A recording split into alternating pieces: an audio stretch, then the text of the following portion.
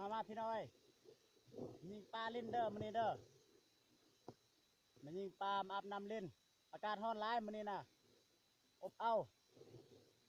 ว่าจะว่าแวะมาอาบน้ำหน่อยนึงมาเด้อมาอาบน้ำนำกันมาอาบกันเลย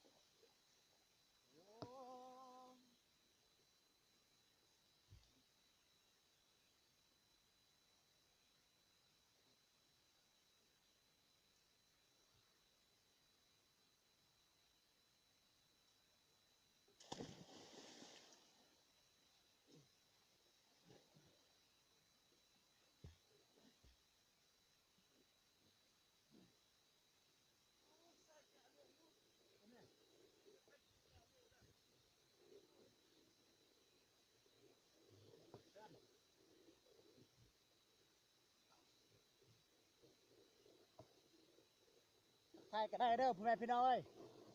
สบายดีเด้อพ่อแม่พี่น้อง